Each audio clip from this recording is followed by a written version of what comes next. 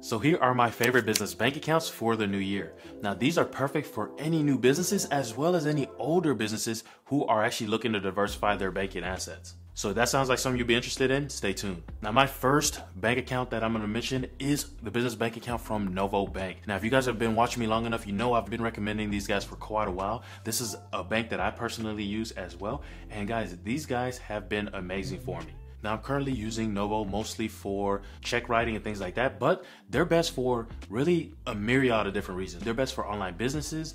I think they're great for freelancers and contractors, or even businesses that don't rely on, receiving cash from their customers or their clients. Now, some of the top reasons I like these guys is one, they have a fee-free checking account. Okay, so there's literally no fees except for insufficient funds or uncollected funds. They do charge a fee of $27, but other than that, they have essentially no fees with their checking account. Now, they do give you free ATM access if you do need to withdraw any money. They allow you to use pretty much ATM in the US and abroad without charging you any type of fees. They'll even go as far as reimburse you all the fees that you might have faced from those other banks whose ATMs you're using. So you can expect them to actually deposit the refund directly into your account at the end of each month. But yeah, the reason why I love them too is they have a great online and mobile banking user interface, which makes it a lot easier for me, especially with me moving around and everything like that. And typically, again, what I'm really using them for is going to come down to the check depositing. They make that process really simple for me, so I'm able to deposit checks whether I'm on the go or whenever I'm back home. And I still have some companies that just prefer to send me checks the old-fashioned way. On top of that, they also have invoicing. So if this is something I think is extremely useful if you're like a freelancer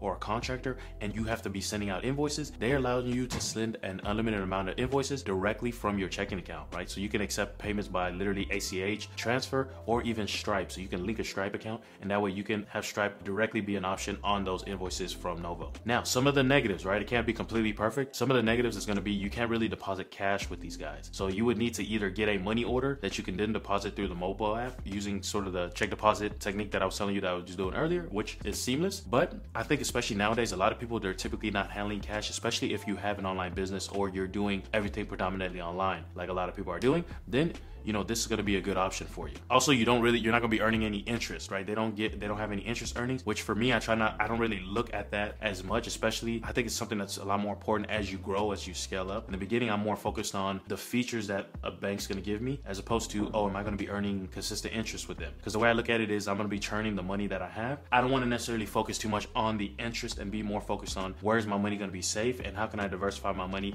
and use it to keep growing my business. Now, option number 2 is Live Oak Bank. Now, these guys are going to be best for pretty much everyone, right? These newly formed businesses as well as older businesses too. Okay, the reason why I love these guys is some pros are that they are no monthly fees, their transaction fees of 0% and only 3% on foreign transactions. Okay, they also don't have any ATM fees, $0 in fees on over 55,000 different network ATMs.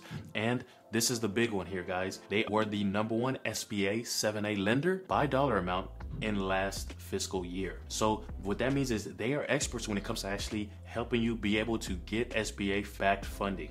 Okay, so if you're someone who's looking to get funding in the future, this is a bank that you're going to want to make sure that you have in your portfolio, or a bank that you're leveraging and putting bank assets in, right? Whether you're holding your money there or whatever, right? You want to have a banking relationship with them essentially. Now, the dope thing is they also offer other more revenue-based loans. This is something that's becoming a lot more popular, especially with fintech companies popping up, and they typically trend more towards revenue-based instead of credit-based, right? And so typically what it is they can see how much money's coming in and out of your bank account, and from there they're able to decide what amount they feel comfortable with providing you, right? So let's say that they see $10,000 a month coming in and out of your bank account. They might say, hey, we can give you a loan of $2,000 and then you just pay us back month by month or whatever the case may be. But that's another option, especially if you're a new business, right? If you can show, I'm not sure exactly what the time frame that you would need, but let's say you can show consistent revenue through this bank for 6 months or a year, whatever the case may be, they might be able to extend you a loan that can help you grow your business even faster. Now, on top of that, they do have a streamlined loan application, which is also dope. They make the process super simple.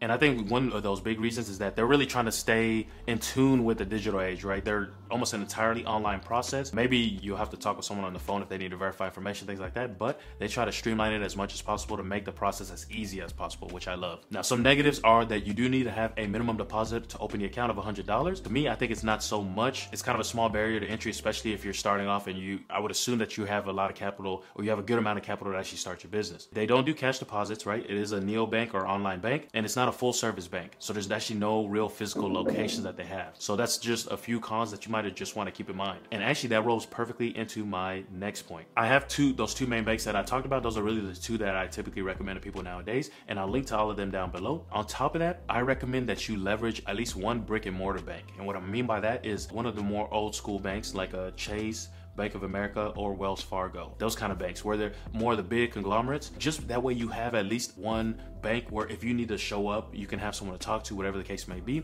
As well as I look at it more for diversification as well, right? I don't want to keep all my money in one place. I want to make sure that should something happen to one of these banks, especially in this day and age, right? There's been a lot of bank failures out there. Not a lot, but there's been some banks that started failing, and you want to make sure that you're in a position where if your money's all in one bank and that bank happens to be the one that kind of fails, you're pretty much out of luck. All your money's gone. Whereas if you're kind of diversified across different banks, then you're a lot safer.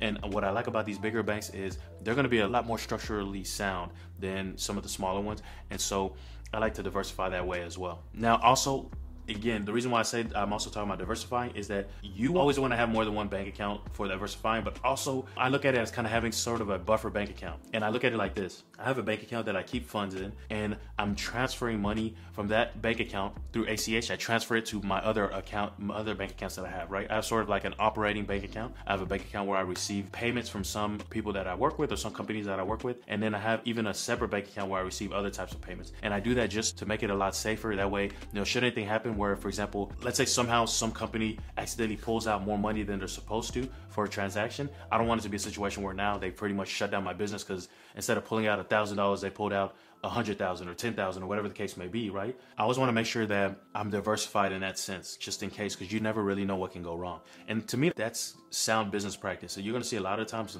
with big companies, they're not keeping all their money in one place, right? It's diversified, especially because as you get bigger, more people are going to have access to these bank accounts, and you don't want it to be a situation where one person does one thing wrong and it costs you your entire business, right? So that's kind of how you want to look at it. Now, my overall view on banks in general is this. Most of the banks are going to have they're going to be the same feature-wise. It's more about looking at banks that have one, great customer service, two, great user interface, especially if you're going to be accessing your bank accounts on a computer. Like that's what I do. I'm either accessing on a computer or on a mobile phone.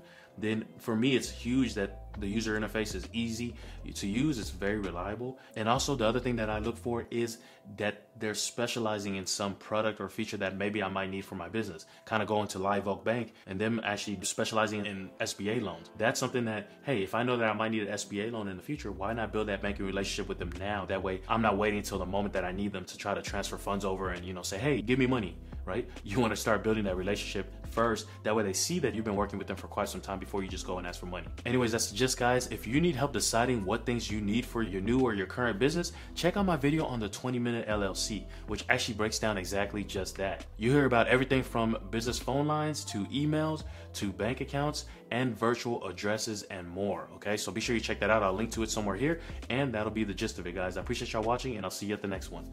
Peace.